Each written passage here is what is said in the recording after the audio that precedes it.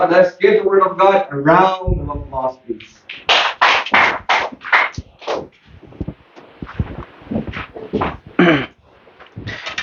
Amen. Thank you for that wonderful song.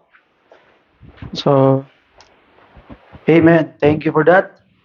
So once again, ato ang paminaw ng pulong sa Ginoo mga kaigsunan, and please include gyud sa inyong prayers ang atong church mga kaigsunan. Your prayers is really needed sa ato ang simbahan, no? And by the grace of God, mahimo gyud nga uh, mo magbabungahon ang atong simbahan because everybody is part of the growth of the church. So by this time, akong gihangyo ang tanan to please open in the book of Nehemiah. Nehemiah mga kaigsunan. Let us read verse 1 down to verse 24. So I'll try my best mga kaigsunan to be within my time. Medyo late ato ang start sa ato ang sermon karon. Nalingaw ta og storya sa ato ang question and answers ganina because of those interesting questions and importante man bugto nga mga pangutana, amen? And ato ang natagaan og pagtagad. And palihog tindog ta mga kaigsunan, Nehemiah chapter 4. I would like to read the whole chapter mga kaigsunan before us this morning. Nehemiah chapter 4. Follow me with your eyes. The Bible says, "But it came to pass that when Sanballat heard that we builded the wall, he was wroth, and took great indignation, and mocked the Jews. And he spake before his brethren and the army of Samaria, and said, What do these feeble Jews? Will they fortify themselves? Will they sacrifice? Will they make an end in a day? Will they revive the stones out of the heaps of rubbish which are burned? Now Tobiah the Ammonite was by him, and he said, Even that which they build, if a fox go up, he shall even break down their stone wall. Hear, O our God, for we are despised, and turn their reproach upon their own head, and give them for a prey in the land of captivity. And cover not their iniquity, and let not their sin be blotted out from before thee. For they have provoked thee to anger before the builders.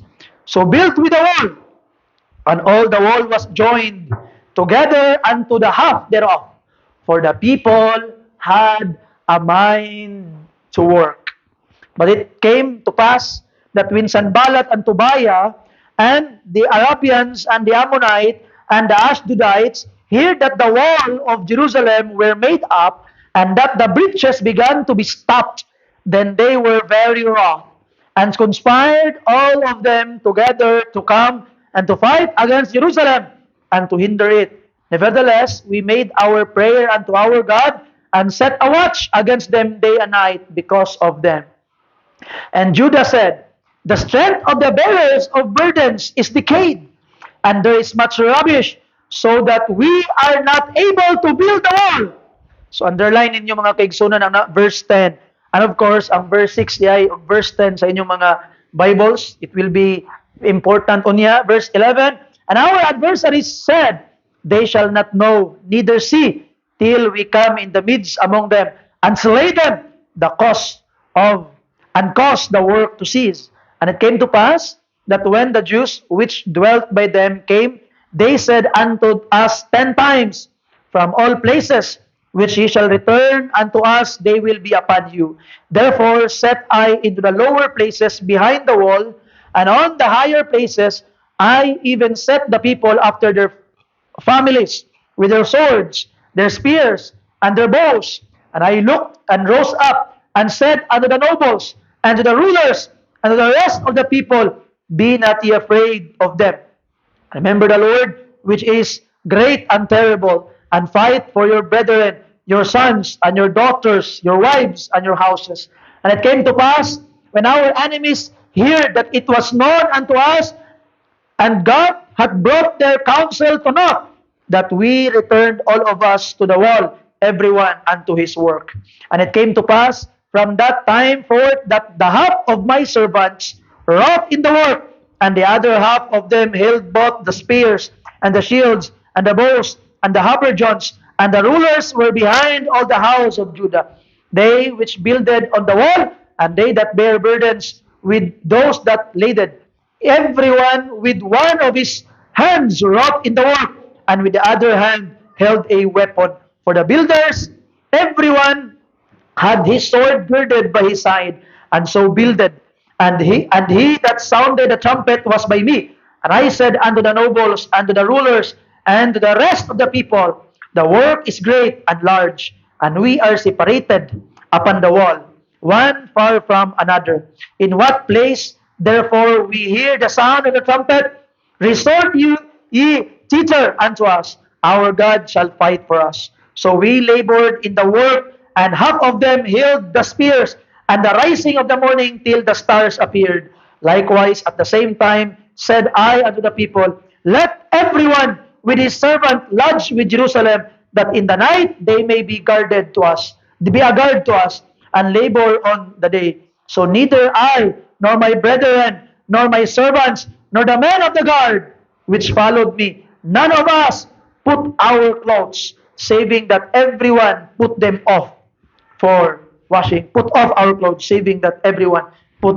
them off for washing. Let's pray. Father God, what a great turbulence ang giagian nilang Nehemiah, Ginoo, kaniadto Lord. Kamulong nagatrabaho, nagtakin-takin pud og espada Ginoong Dios, because the enemy might come anytime. But Lord, you fought for them. And their work, Lord, even there were great hindrance, nagpadayon gyapon Ginoo. Amahan, we have also our little work compared to that of Nehemiah. But Lord, even though the hindrance will come, you fight for us and win our battles for us. Bless these people as they listen to your word in Jesus' name. Amen. Palihog manglingkod ng tanan. The title of the lesson atong pagahisgutan karon mga kaigsunan is When Discouragement Comes. When discouragement comes. Every believer who sincerely desires to serve God will eventually encounter discouragement. Daghang mga Kristohanon began the Christian life with enthusiasm, only to discover that the work of God is not without opposition. Naagi opposition nga moabot. Someone once coined what is commonly called Murphy's Law. Kabalo mo ng Murphy's Law? Murphy's Law said, if anything can go wrong, it will. That's Murphy's Law. If anything can go wrong, it will. Kung naay pwedeng mahimong madaot, madaot yun na. While that statement is humorous, and even not just humorous, pero it is murabag obvious, many Christian feels that way when trials begin to pile up. Wala na may tarong nga kahitabo. Sometimes, sa diha nga mag-decide ka na mag-faithful na you go, and you come forward, kneeling down, making promise sa Ginoo, Lord, gikan karon Ginoo, I will be faithful to you. And when you began to say, I will be faithful, Lord, then everything seems to go wrong. Nagka-problema dito, sipyat dito, palpak dire. Something is going wrong. Ibig na faithful ka na. That is exactly what happened in Nehemiah chapter 4. The walls of Jerusalem were finally being rebuilt after years of ruin. Nagkahiusa ang mga katawan, tanang mga katawan na ay trabaho, ang gitawag na wall, katuwa na. Everything appeared to be moving in the right direction, and then suddenly the enemy attack. Dili espada diretso ang ilang gihimong atake. The enemy attack first with discouragement. Churches today experienced the same battle. Battle against discouragement. Many pastors are becoming discouraged. Sunday school teachers become discouraged. Soul winners become discouraged. Parents become discouraged. Young Christians become discouraged. If you would open your Bible, even great men of God such as Moses, David, Elijah, Jeremiah, Paul experienced moments of discouragement. So the question is, not if discourage will come, because it will really come. Ayaw na pangutana ang mga kaigsunan na what will I do? Ayaw na pangutana na if discouragement will come or not. The right question is, what will we do when it will come? You see? So just like sa atong panahon karon, di ba, bagyo, linog, wala na tagapangutana kung moabot ba ang linog o dili. Ang atong ginapangutana, unsa ang atong buhaton kung moabot na. Why? Because we know it will really come. The same with discouragement, mga kaigsunan. Moabot gid ang discouragement, and sadly, most of the time discouragement will come sa diha nga abi nimo okay na. In chapter 1, chapter 2, chapter 3, in the book of Nehemiah, everything seems to be going right. Suddenly, naay problema ni abot mga pinangga nga mga kaigsunan. Discouragement is one of Satan's greatest weapons against God's work. But, ang atong text karon teaches us God's cure for discouragement. Today, I want to preach on this subject, when discouragement comes. When discouragement comes. This is our volunteer workers month. Ang kaning month of July. Why July? Nato makita mga kaigsunan, kaning July, volunteer workers month. Now remember this.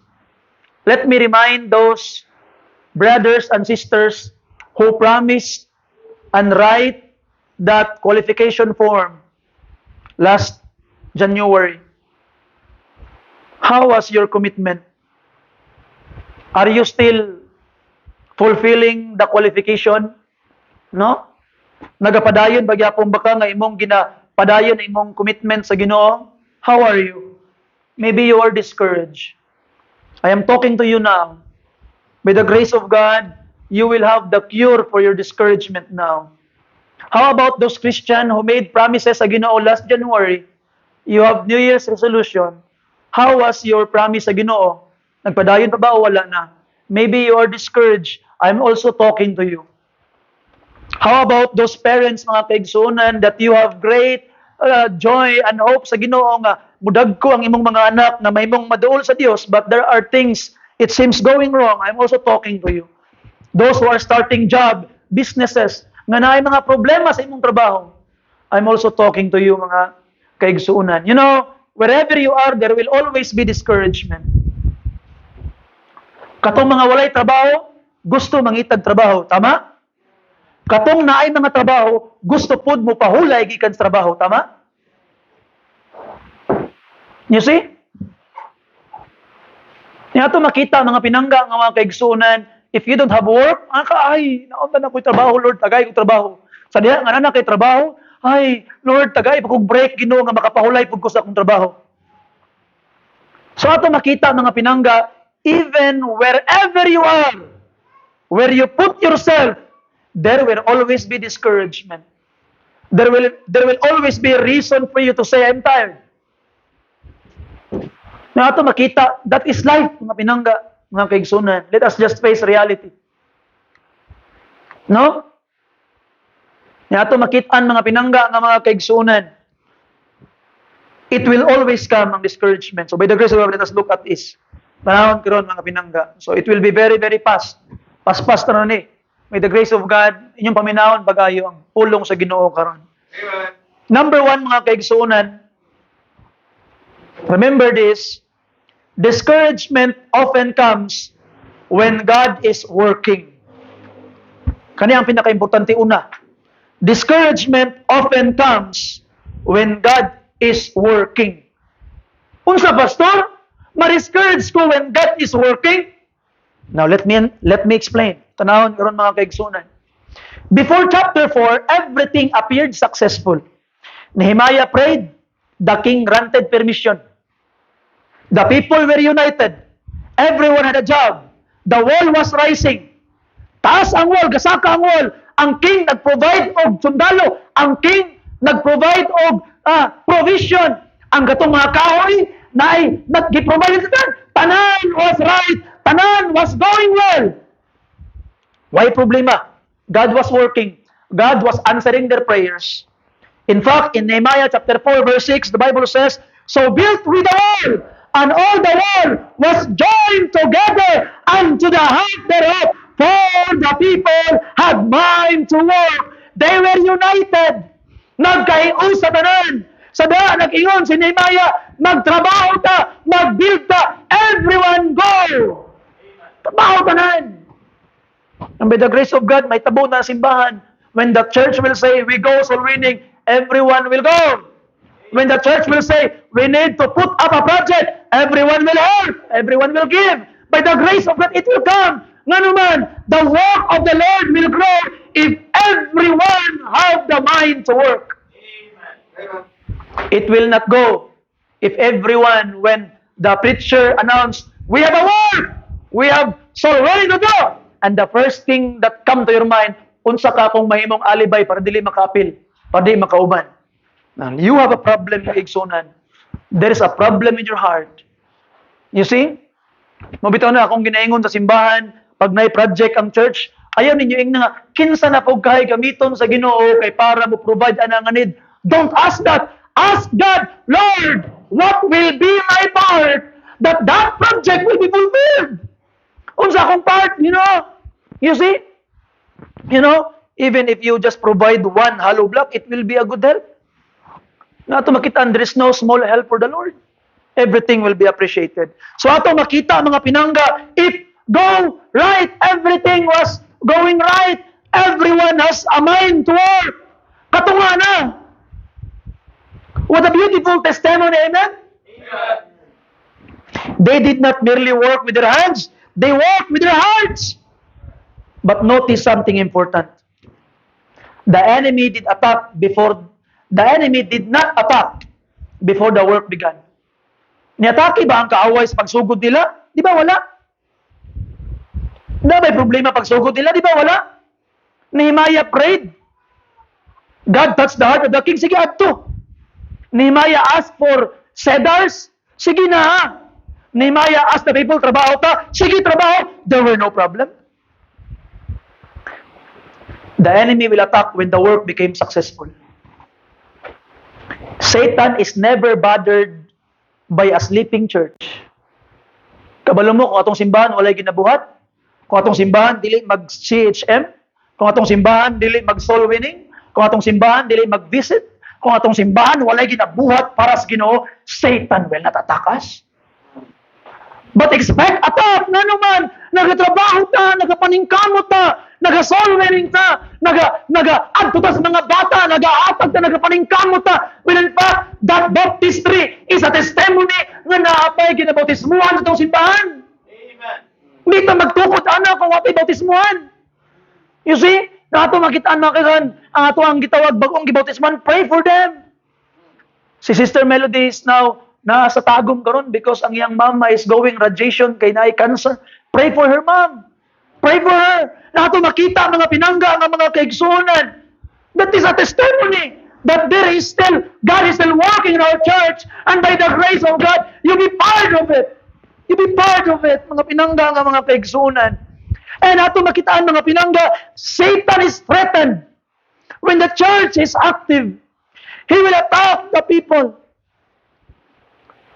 And ato makitaan mga pinangga nga mga kaigsunan, when the church, the people is starting praying, souls are getting saved, families begin growing, churches trying to reach people, then that's the time opposition will come.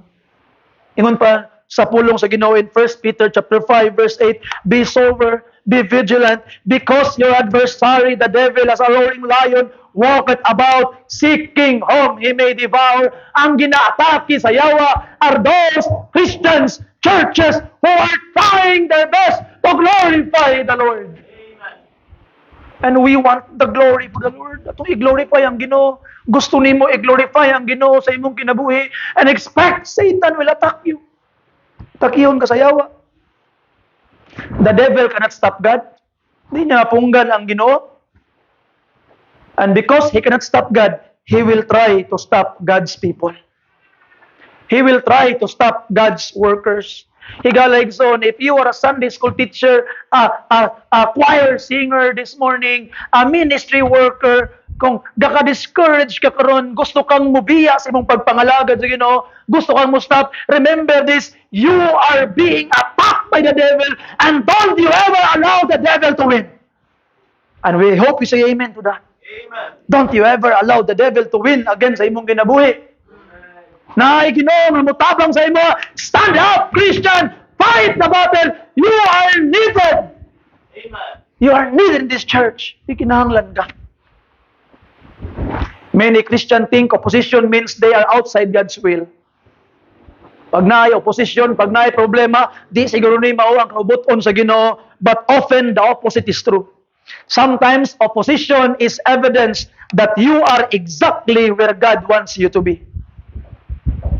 Because Satan will stop you to fulfill God's will sa imong kinabuhi.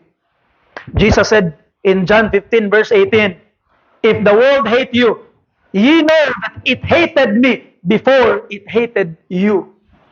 So ato makita mga pinangga, mga kaigsunan, Satan hate you. You are a faithful Christian this morning, Satan hate you. But ayaw papildi saya. Ayaw papildi saya. Kaya nga naman, your defeat is the defeat of this church. Your defeat, the church will be affected. Sometimes we say nga gitawag nga may mahitabog mawala ko. Kay ako ra bitaw ni. But remember this, para you are part of the body. Tanawa kung kamot na ayaw sa kumingking. Kumingking ra ni pero mawala ni, masakitan ko, amen. And we are considered, and gitawag nga sa ang church mga kaigsunan is compared to a body. Whatever part of the body you are, kung mawala ka, it will be the defeat of the whole body. The whole body will be hurt. You see? Amen. So higalaygson, do not allow the devil to win over your life. Fight! Sukulta! You see? That's why mga pinangga nga mga kaigsunan, ang atong pagpangalagad sa Ginoo wala gyud nakabase sa emotion. You see? Because ang atong pagpangalagad sa Ginoo kung nakabase sa atong emotion, ay daghan tang wa na diri ron. Daghan sa ato nga way lami ang ginabati. Daghan sa ato nga murag dili ganahan. Daghan sa ato nga murag gitawag nga bugat ang kasing-kasing, but we still go. Why? It is a commitment. We are not here because we feel good. We are here because it is right. Amen. It is right to be here. It's the right thing to be here, mga pinangga nga mga kaigsunan.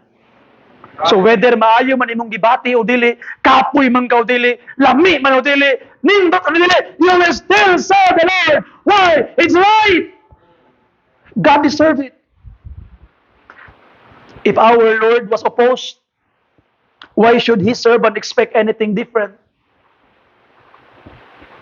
Kung gikalaban na ato ang Ginoo, nga atong gilagaran, kita po, kalabanon po tayo, man. Magka-problema po ta. And God, discouragement often comes and trying to attack us when something good is happening. Just like what happened diri. Katunga na ang wall, okay na unta. Mapadayon na unta to. Sa diyan katunga, daghang nga suko. Daghang ni-discourage sa ila. Because it's becoming successful. Kabalo ka? Usahay, matingala ka ba? Ngano man iba, nga daghan mangyugay tao, nga di ganahan ako, daghang tao, nga mga laban ako. You know why? Because you are relevant. You're important. Mas matingala ka kung tanang tao, way pakialam nimo. You're not relevant. You're not useful. Wa kay gamit. Mo nang way ka panghilabot nimo. But if you are bothered, you're often discouraged. Nga naman, you have great potential. Satan is attacking you to destroy that potential nga na sa imo. So don't serve out of emotion. No? Ay, may akong ginawa karon, magsimba gyud ko. Lami kay simba karon kay I feel good. Ana bang pagpangalas Ginoo? Dili oy. You see? Bisag sa panahon nga bugat imong kasing-kasing, you still go. You see? That's the right thing to do. Na number 2, mga pinangga nga mga kaigsunan. Let us try to look at the outward causes of discouragement. Na yung mga outward causes of discouragement. Nehemiah identifies 2 attacks from outside. Number 1, ridicule. Itong gibasa ganina. Verse 1 and verse 3 tells us Sanballat mocked the Jews. He laughed at them, he insulted them, he questioned their ability. He even joked that a fox climb on the wall, it would collapse. Di ba itong gibasa?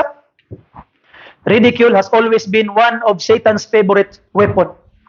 David was mocked by Goliath. Noah was mocked while building the ark. The Lord Jesus Christ was mocked while he was on the cross. Paul was mocked for preaching the resurrection. If our Savior endured ridicule, his followers should not expect applause from the world. Nganong ga-expect mga palakpakan sa Ginoo nga ang atong Savior gibinuangan man. You see? Young people are mocked for remaining pure. Workers are mocked for refusing dishonesty. Christians are mocked for believing the Bible. Churches are mocked for standing in old-fashioned truth. But remember this. Katawaan man kas kalibutan pero wala na bago ang kamatuoran sa Ginoo. Katawaan man sa kalibutan ang imong sininaan, wala na lahi na tama na imong ginabuhat. Katawaan man sa Ginoo ang imong lifestyle, wala na usab ang kamatuoran na tama na imong ginabuhat. It will not be wrong because the world loves you. Wala na imong sayop kay katawaan kas kalibutan. No amount of ridicule can conceal God's promise. No amount of criticism can stop God's purpose. Never quit because someone laughs at your faith. Ayaw hunong tungod kay katawaan kas tao. Many have quit serving God because they feared criticism more than they feared disappointing God. Mas mahadlo ka nga ma-disappoint ang Ginoo sa imong ginabuhi. Unsa to atong gibasa last time, Galatians chapter 1 verse 10, for do I now persuade men or God? Or do I seek to please men? For if I yet please men, I should not be the servant of Christ. Our goal is not to please people. Our goal is to please the Lord. And we say amen to that. Amen. And ikaduha mga kaibigan, not only ridicule ang source of discouragement in our text, katong katawaan ka, katong binuangan ka, katong katawaan na imong sininaan. No, many young people today, because sa ilang gitawag nga sininaan, ingnon sila nanay sa ilang mga kuna, nanay man kawing, noon sa man taong ka. Ano man daig nanay? You see? Ano man daig sakto imong sininaan? Amay mas labi. Katawaan ka tama kay tama imong gibuhat o katawaan ka kay mali imong gibuhat. You see? People will laugh at you wherever you are. So, unsa pa imong buhaton? You cannot please everyone. Now, number 2, opposition beyond words. Napoy opposition nga beyond words. Kung dili kanila matarog sa ilang pagbinuang sa ilang istorya, they will go beyond words. Verse 8 says, tanawin mo ang verse 8 mga kaigsunan sa tuwang teksto, the Bible says, and conspired all of them together to come and to fight against Jerusalem and to hinder it. Notice how Satan works. When ridicule fails, he increased the pressure. The enemy surrounded Jerusalem from every direction, north, south, east, west. Tanan. The people felt trapped. Christian, never forget this. Satan fights hardest where God is blessing most. Satan fights hardest when God is blessing most. Pag grabe ng blessing sa imong kinabuhi, ginabless na ka sa Ginoo, Satan will fight the hardest. Mas maningkamot si Satan na punggan kaniya. Sa diha nga mas magamit na ka sa Ginoo, mas gwapo na kayo ang imong gitawag nga kanang gitawag nga posisyon na mas magamit na ka, Satan will double time para i-stop ka. If he cannot stop the work with laughter, with ridicule, he will try fear. If fear fails, he will use discouragement. If discouragement fail, he will try distraction. His method change, but his goal never change.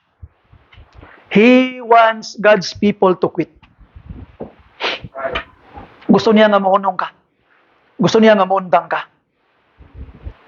So ministry workers, church members, ay mo kalimot, gusto ni Satan nga mahunong kas pagpangalagad sa Ginoo.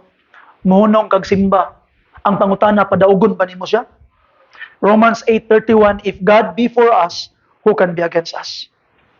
No enemy is greater than our God. No opposition is stronger than His power. No battle is beyond His control. When God calls us to work, He also supplies the grace to finish it. Amen. Ang kalaban ni atake sa gawas. Grabe ang opposition sa gawas. Grabe ang opposition sa katawhan sila. Giatake sila. Hantod na nalalag espada. Kamulong kapanday. Gadalag espada. Kay makigpatay kung moatake ang gaway. Na nagtrumpeta. Pero kabalo ka, surprisingly, the greatest danger did not come from outside the walls. The greatest danger comes from within God's people. Muna number 3 mga kaigsunan. Atong nakita ang outward cause of discouragement. Katong ridicule o katong opposition behind His word. Number 3, the inward cause of discouragement. Number 3, the greatest danger did not come from Sanballat or Tobiah. It came from within. The enemy's word began to affect God's people. Tanawan ninyo ang verse 10 mga kaigsunan. Unsa nahitabo when they attack? Verse 10, and Judah said, the strength of the bearers of burden is what? Decayed. And there is much what? Rubbish. So that we are not able to what? Build the wall. Build the wall. Diba inana man ang discouragement? Start outside. But if we are not careful, katong mga discouragement outside sa imong trabaho, ingnan ka sa imong mga kauban trabaho, unsa man ka, uy, mulapas na makaglangit. Nga, sige na makagsimba. Unsa man ka, uy, kanay mong sinina, mura man kag nanay. Unsa man ka, uy, nga, sige makagbitbit anang Bible. Unsa man ka, uy, katawan ka. Unsa man ka, uy, nga, di makakauban sa atong mga laag-laag, kasi sige na makagsimba. Laag pod, biyay po na imong simba, di ba na mahawa inyong simbahan diha? Sometimes, kasimba kayo mga una-una, na ni dive sila karon pa, ni Samoy na sila karon. Na, nagkapakapa na sila karon dito, sa ilang gibuhat dito karon. While kasimba kayo mga una-una, tuwa swimming pool, tuwa sa beach, tuwa sa laag, unsa kay purma sa bukid, no? Nagbaklay na karon dito. Discouragement from outside is now residing in. Ang problem, magsugod. Number 1, fatigue. Kapoy. Kung sa'yo sa Bible, the strength of the bearers of burden is decayed, meaning they are exhausted. They have been carrying stones day after day. The excitement of beginning had worn off. Di ba excited kita magsugod? Pag magsugod, excited kay tayo, lami kay magsimba, lami kay mga lagas, Ginoo, pag sugod nimo. Katong excitement nawala na. Napulihan na kakapoy. Nabili na lang, hard work na nabilin. Many Christians quit not because they lose faith, but because they lost their strength. Even great servant of God became weary. Elijah, after killing the 450 prophets of Baal, sa may naitabo, gikapoy siya. Nitago siya sa juniper tree.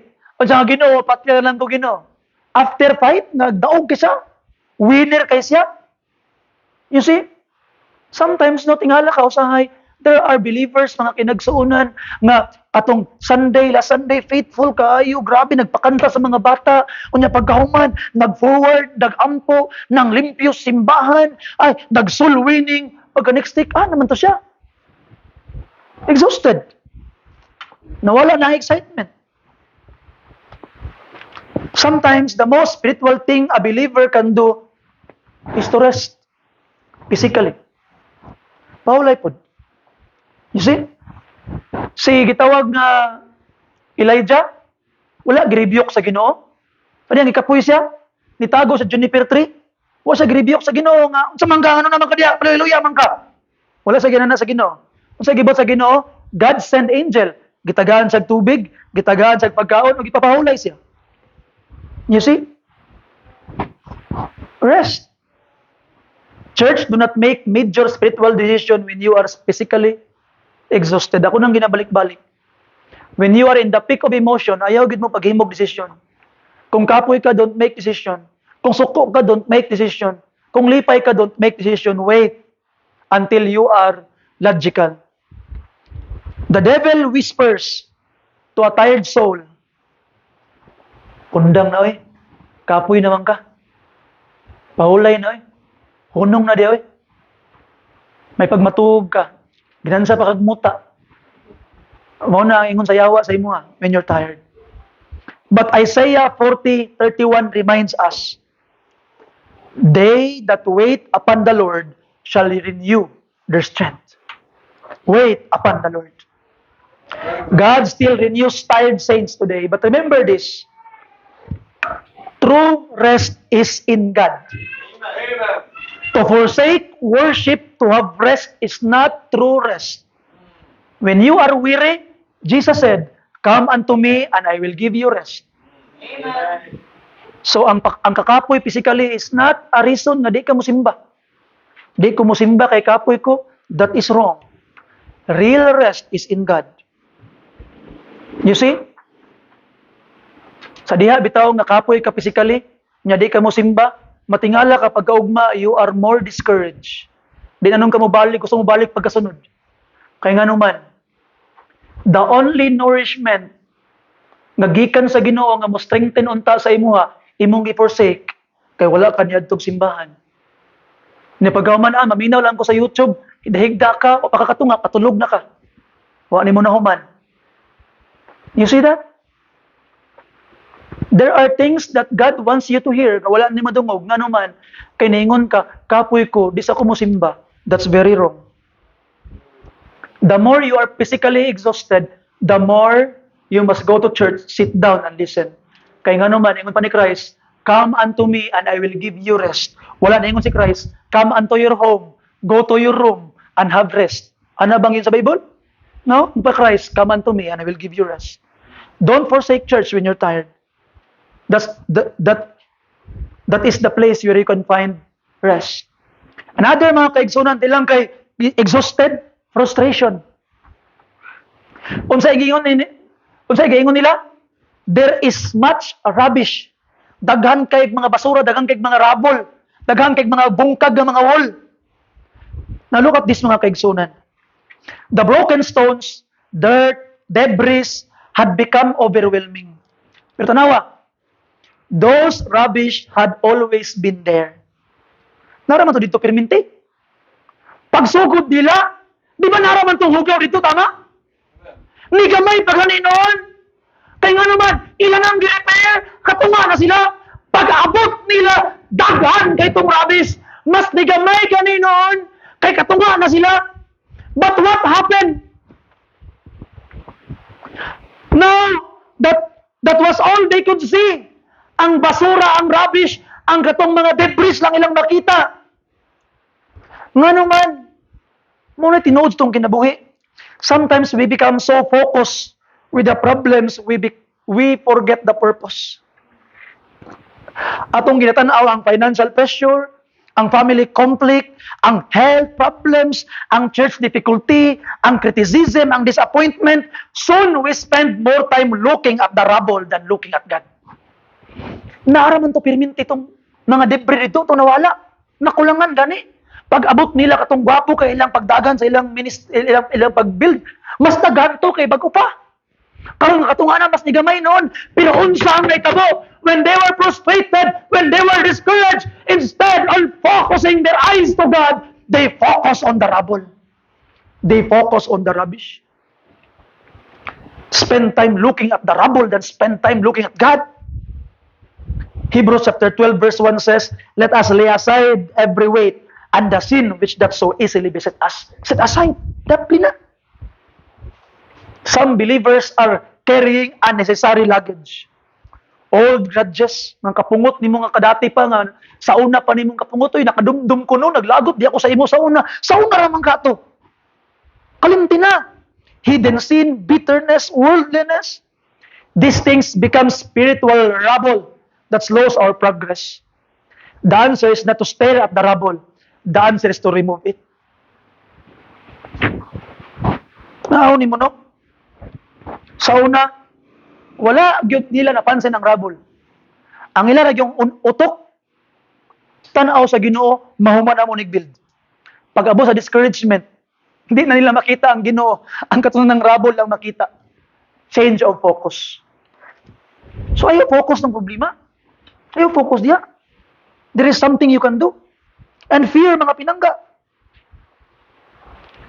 Sa verse 12, ato makitaan mga kaigsunan that the Jews repeatedly warned Nehemiah that the enemy would attack. Fear spread through the camp. Fear is one of Satan's greatest weapon once again.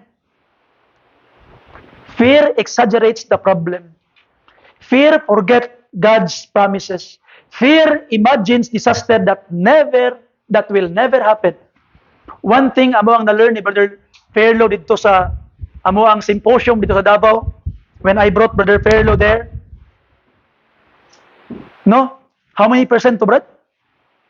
Almost 99% man siguro to. I don't know.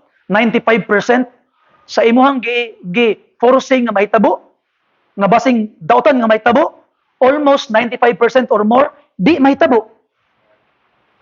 Hunahuna ra nimo, kahadlok ra nimo. Di gito mahitabo. Hala ka basing may nani ni, what if, dagag, what if, pero katanang mga what if, wala hitabo. And those what if stop you. Nga di na noong ka magamit. Instead, you can help and bless your family. Di na noong ka naman. Dagan kay what if. What if? You see that? Ato makitaan mga kaisan, fear forgets God's promises. Imagine disaster that will never happen. How many of your portrayed disaster ang nahitabo gyud? Pila ka buok? Very few. And mostly wala. Most fears exist only in our imagination. 2 Timothy chapter 1 verse 7, open your Bibles there. 2 Timothy chapter 1 verse 7, for God hath not given us the spirit of fear, but of power and love and sound mind. Wala na gihatag sa tuwang spirit of fear. 2 Timothy 1:7. Faith looks to God. Fear looks at circumstances. Faith says, God is able. Fear says, what if may nani? What if dili ko dawaton? What if masuko sila? What if? Which voice are you listening today? Now, number 4 and number last, and I will close. What is the cure for discouragement? Sa tambal. So may tambal aning discouragement, Pastor. Thank God Nehemiah does not leave us discouraged. God always provides the remedy. The first cure is found in verse 9. Manawang verse 9. Very simple. Nevertheless, we made our what? Prayer unto our God, and set a watch against them day and night because of them. So number 1 mga kaigsunan, the first cure, pray before you panic. Pray before you panic. Nevertheless, we made our prayers unto God. Ingon pa ni Nehemiah. Notice what Nehemiah did not do. Sayang, unsa man ang wa niya gibuhat, he did not argue with the enemy. He did not waste time defending himself. He took the matter to God. There is valuable lesson here. When people talk about you, talk about them to God. When criticism comes, pray. When opposition increases, pray. Prayer does not always remove the battle, but it will prepare you for the battle. Maandam ka. You see? So sa Biblia, Philippians chapter 4, verse 6 to 7, be careful for nothing, but in everything by prayer and supplication with thanksgiving, let your request be made known unto God, and the peace of God, which passeth all understanding, shall keep your hearts and minds through Christ Jesus. Prayer changes us before it changes the circumstances. Munang ginatrabaho sa pag-ampo, ikaw ang una na i-change sa imong prayer. Nehemiah prayed, then he went back to work. That is faith in action. And number 2, mga kaigsunan, unsahon nimo pag-cure imong discouragement, reorganize your priorities. Reorganize your priorities. After Nehemiah prayed, he did not simply sit down and wait. He took action. Sa verse 13, unsang giingon, therefore set I in the lower places behind the wall, and on the higher places I even set the people after their families with their swords, their spears, and their bows. Nehemiah did not abandon the work. He adjusted the strategy. Unay wisdom. Many Christians make the mistake of quitting when they should simply make adjustment. Sa diha nga ang imong kaminyoon ga struggle, ayaw bulag. Change your approach. Imong devotional life kay murag imong devotional life ba murag wa na kay basa-basag Biblia, wa na kay ampo-ampo. Ayaw hunong og basag Bible. Rearrange ang imong schedule. When serving in church becomes difficult, don't abandon your ministry. Ask God for renewed strength. Sometimes, bitaw no, many people are trying to disciple an assistant for replacement. Do not disciple assistant for replacement para nimo puli nimo para mohunong ka. That's very wrong. Dako kay nang mali. Amo nagikan nga wisdom sayawa nagikan. You disciple assistant not to replace you kay mohunong ka kay kung katong imong i-disciple mao pud yung mindset. Pag abot sa panahon ng kapuyod siya, siyang buhaton, mo disciple na budyag mapuli niya kay kapoy siya. And the cycle will go on. Why do you disciple assistant? Because you want them to grow and serve the Lord. Mo nay reason. Dili para pulihan nga gikapoy ka. Naunsa man ka? That's wrong. You see? I will not disciple someone, my assistant, para mapuli ko, para makapahulay ko. No. I am discipling them because I want them to grow, nga magamit sila sa Ginoo. And even more than how God can use me. You see, I'm trying to push them more. Serve good, serve good. Amen. O pagkahuman nga na-disciple na nimo siya, your job did not stop kay na kay na-disciple. You allow them to work and serve God in other avenue kay para sila na po'y mo disciple. O ikaw po mangita na po gaglain nga imong i-disciple para imo na pong tabangan nga mo padayon sa pag-serve sa Ginoo. That is how we do the ministry. Dili kay mahuman ni siya, master ni siya. Ay, mahunong nako. Upahulay nako. Huy gala, wa ka nahunong ang imong pagka-servant.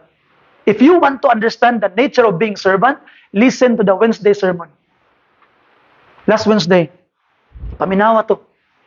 You see? Nato makita mga pinangga nga mga kaigsunan. Unsay gibuhat ni Nehemiah? Gi-adjust niya. Giusa niya ang family. Serve together.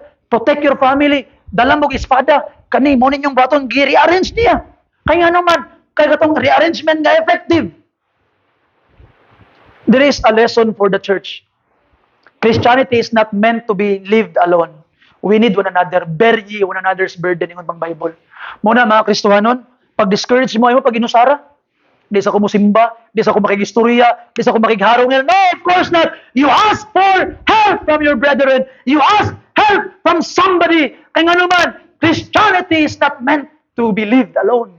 We need someone na mutabang sa ito. Amen? One discouraged believer can be lifted by another believer. That is why church attendance is important.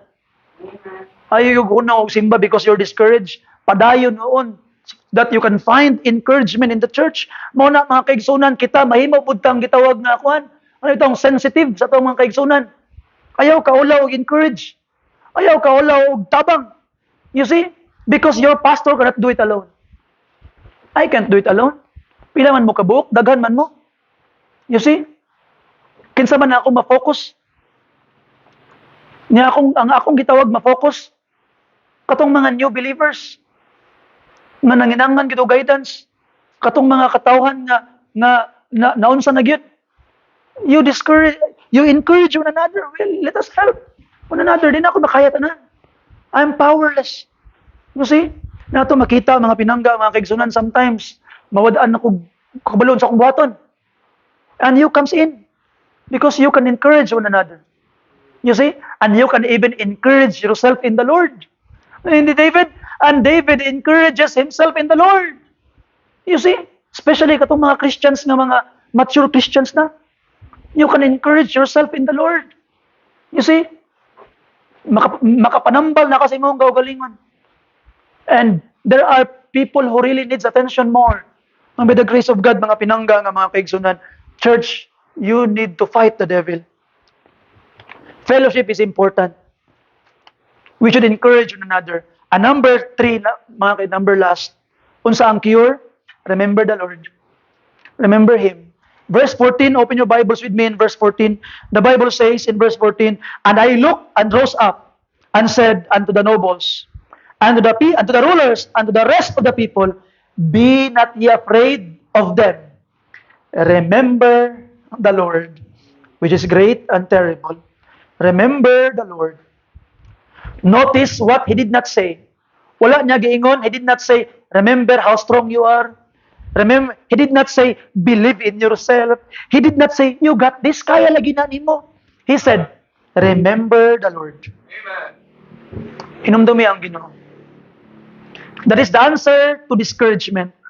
When Peter looked at the waves, he sank. When he looked at Jesus, he walked on water. The object of our faith is more important than the amount of our faith. Right. Mas importante kung kinsa ang imong gituuhan kaysa kung unsa kadako imong pagtuo. Our God is not limited by our circumstances. When Moses stood before the Red Sea, God made a way. When Joshua reached Jordan River, God stopped the river. When Daniel entered the lion's den, God shut the lion's mouth. When the 3 Hebrew boys entered the fiery furnace, when Jesus walked with them inside the furnace, when Jesus hung upon the cross. Murag nakadaog ang yawa, murag pildi na si Jesus Christ, but after 3 days, He rose from the dead, and He defeated Satan, He defeated death itself. If God conquered death, He can certainly handle your discouragement. Our circumstances can change. Our God never change. Amen. Malachi chapter 3 verse 6, "For I am the Lord, I change not." Hebrews chapter 13 verse 8, "Jesus Christ the same yesterday and today and forever." Remember the Lord. Remember His power. Remember His faithfulness. Remember His promises. Remember His love. Remember His grace. Remember His mercy. Remember His sovereignty. When your eyes are fixed upon God, your problem begin to shrink. So as I close mga kaigsunan, the people complained that there was too much rubbish. Daghan kayog rubbish, daghan kayog debris, daghan kayog basura nagkalat tungod sa previous destruction of the walls. But think about this. The rubble had been there from the beginning. What changed? Naman tong rubble dito. Wala man sa na-discourage pagsugod. Sa may nalahi. They changed their focus. At first, they were looking at God. Now, they were looking at the rubble. That is exactly what discouragement does. It changes our focus. Instead of seeing God's promises, we see our problems. Instead of seeing God's faithfulness, we see our failures. Instead of seeing God's power, we see our weakness. Nehemiah said, remember the Lord. Don't be a rabble gazer. Be a God gazer. Amen? God gazer. If you keep your eyes on the rubbish, you will lose heart. If you keep your eyes on the Lord, you will find strength to continue. Isaiah 26 verse 3 says, Thou wilt keep him in perfect peace, whose mind stayed on thee, because he trusted in thee. God has never failed these people. He never failed Nehemiah. He never failed Moses, David, Paul. He will never fail you. Whatever burden you carry into service today, remember this, the God who called you is the God who will sustain you. Perhaps discouraged ka karon. Perhaps na mga criticism sa imo ha. Perhaps kapoy ka physically, frustrated ka, kapoy ka perminti, lawas imo kapoy. Daghan og rabol imong ginabuhi. You have allowed fear to control your heart. Gi-invite ka sa Ginoo karon. Come back to Him. Pray. Reorder ang imong priorities. Usbatanan. Kay basing na mali na kasi imong mga priority. I-rearrange na imong schedule. I-rearrange na imong priority. No? Imong sleeping schedule, basing dapat i-rearrange imong sleeping schedule. Imong paghimog mga assignment, basing dapat i-rearrange na nimo. Basing dili na effective tong kadlawon nga imo effective sa una. Kay sa una, ay kadlawon ako maghimo sa akong assignment. Basing dili na effective karon i-rearrange na. Pray unsay dapat mga kaigsunan. Remember the Lord. Maybe someone here wala bagig ka naluwas. Baka nagsalig kang Ginoo, kang Jesus Christ. The greatest encouragement to know your sins have been forgiven through His death, burial, and resurrection. Ingon pa ni Christ, Him that cometh to me, I will in no wise cast out. John 6:37. Amen. Basing napay wa pa naluwas karon. Dawata si Jesus as your Lord and Savior, luwason kaniya karon. Repent sa imong mga sala. Pag hinulsol na, surrender imong kaugalingon, og pasudla sa Jesus Christ, sulod sa imong kasing-kasing, tuuha nga namatay siya tungod sa imong mga sala, gilubong og nabanhaw. Come to Him today. Christians, don't quit. Ayaw hunong padayon lang. Kaya nga naman, you are needed. Gikinahanglan ka. Don't quit. Don't give up. Don't throw your towel. Keep building. Keep praying. Keep serving. Keep trusting. One day, the work will be finished. And we shall hear our Lord say, Well done, thou good and faithful servant. Until then, sa wala pa na nahitabo, remember the Lord, which is great and mighty. Palihog ba nito tanan?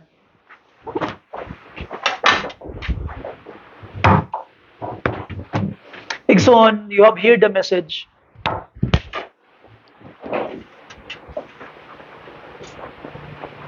Maybe some of us karon, ikaw tong naaning discouragement. I ask you to come. Brother, I ask you to come.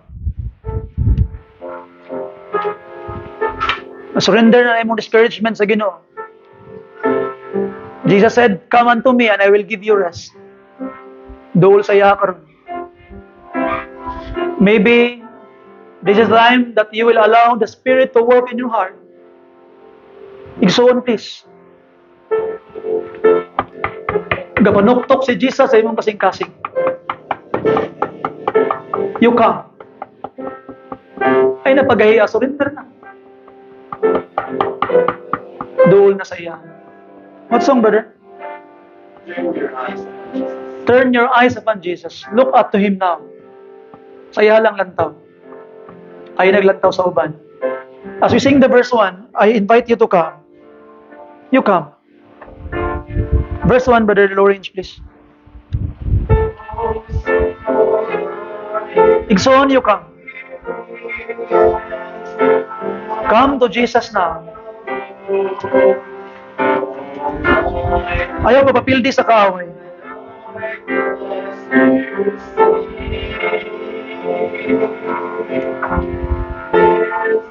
Surrender to God.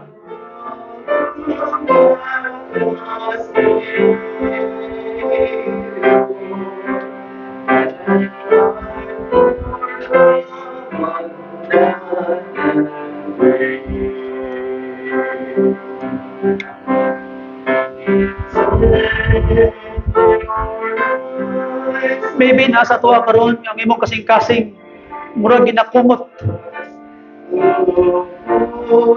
That is the work of the Holy Spirit. Allow Him to work. Yang ginahikap ang imong kasing-kasing karon kay palangga kaniya. He don't want you discouraged. He want you in Him. Allow Him to work. Wala gadali mga kaigsunan. Just pray. Pour out your heart to Jesus. What is that? Kung sa man na imong reason sa discouragement karon? Basing na kay kaingon ka nga, Pastor, discouraged ko, Pastor, pero kasabot nga no. Basta kaya akong kasing-kasing. Ambot nga no. I just don't understand. I can explain, Pastor. Di na ako ma-explain. Maybe you are under attack.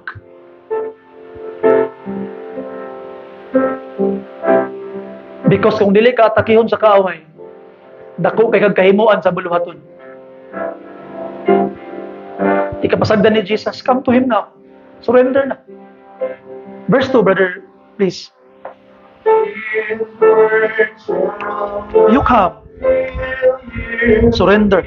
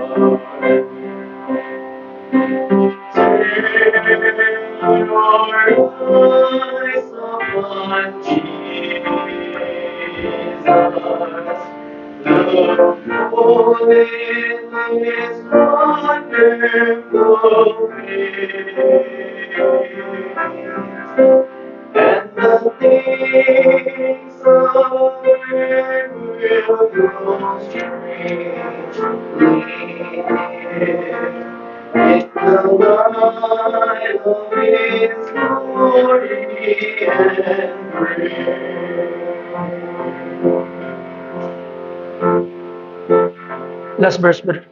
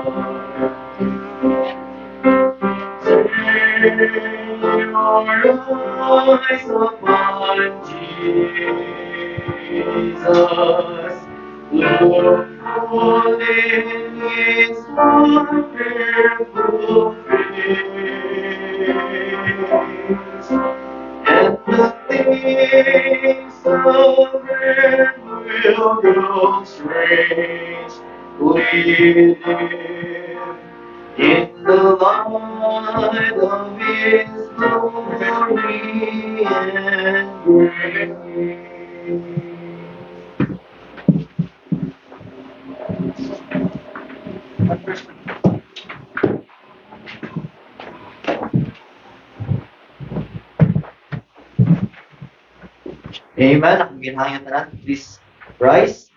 Let's sing one.